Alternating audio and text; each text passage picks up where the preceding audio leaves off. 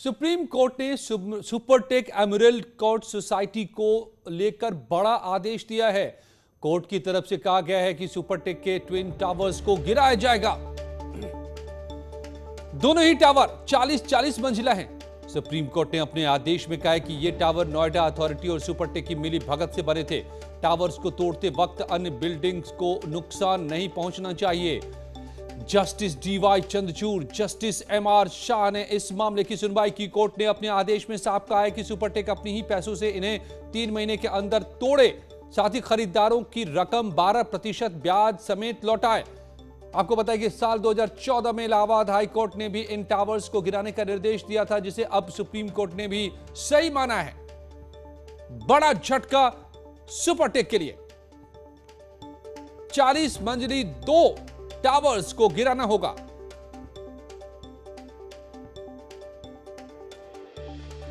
Supreme court ने नोएडा के sector 93 में बने सुपरटेक के एमरल्ड कोर्ट टावर, दोनों टावरों को तोड़ने का आदेश दिया है। इस समय हम यहीं पर मौजूद हैं, आप तस्वीरों में देख सकते हैं। ये 40 फ्लोर के हैं, 950 फ्लैट्स हैं और इसको तोड़ने का आदेश दे दिया है। हाईकोर्ट के आदेश पर सुप्रीम कोर्ट ने भी मुहर लगा दी है। आप तस्वीरों में देखेंगे कि ये सामने नीचे ऑफिस भी बना हुआ है, जो मार्केटिंग का ऑफिस है, और अब यहाँ पर झाड़ियां उगी हैं पूरी तरीके से।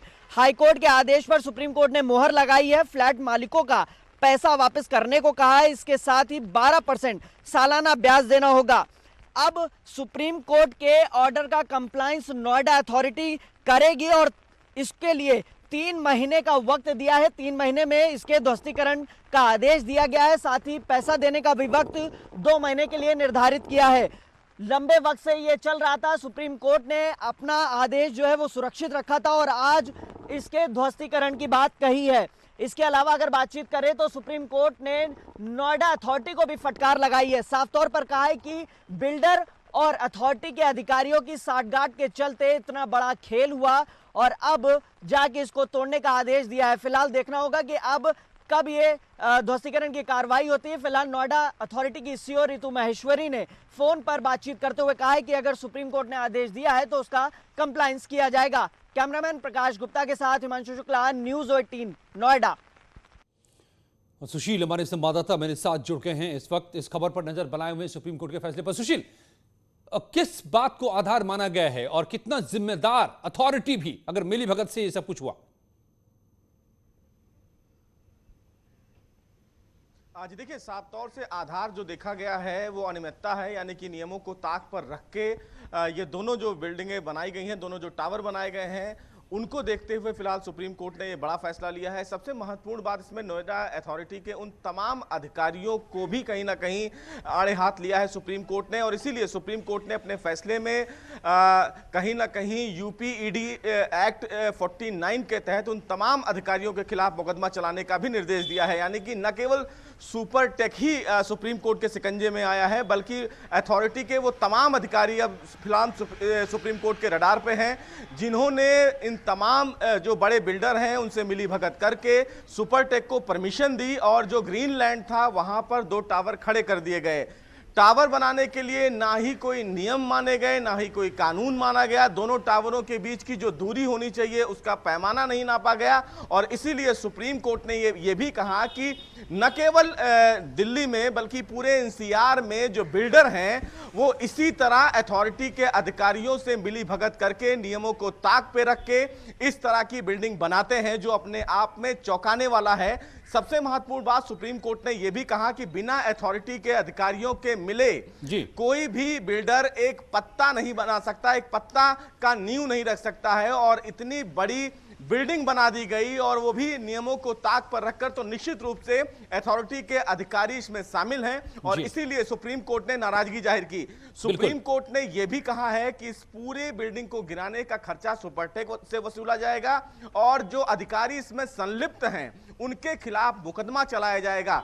सबसे महत्वपूर्ण बात सुप्रीम कोर्ट ने यह कहा कि जो तमाम बायर्स हैं जिन्होंने अपने जीवन भर की कमाई एक घर को खरीदने में लगाई है, वो अगर इस तरह का मकान खरीदेंगे तो भविष्य में अगर कोई दुर्घटना होती है तो जान माल का नुकसान होगा, उसकी भरपाई कौन करेगा। और न केवल ये सुप्रीम कोर्ट का फैसला सुपरटेक के लिए है, बल्कि आने वाले समय में उन तमाम बिल्डरों के लिए एक बड़ा नजीर साबित होगा जो ये सोचते हैं कि पैसे के बल पर कानून को ताक पे रख के वो इस तरह का गलत काम कर सकते हैं।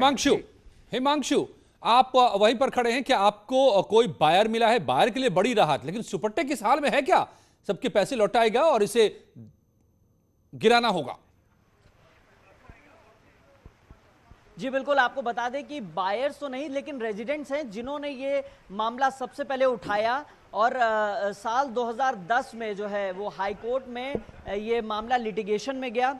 और आप तस्वीरों में देखेंगे, मैं आपको दिखाना चाहूँगा, ये कुछ रेजिडेंट्स हैं जो यहाँ पर इस समय मौजूद हैं और इन लोगों ने सबसे पहले ये मामला उठाया था और मामला उठाने के बाद ये पूरी तरीके से जो है ये कोर्ट में गया। हम कुछ जो लोग हैं उनसे भी बातचीत करने की कोशिश करते हैं। सर, ये आप लोगों ने एक लंबी लड़ाई लड़ी और जीती है, क्या कुछ कहना चाहेंगे? कब का मामला है ये पूरा? देखिए, इस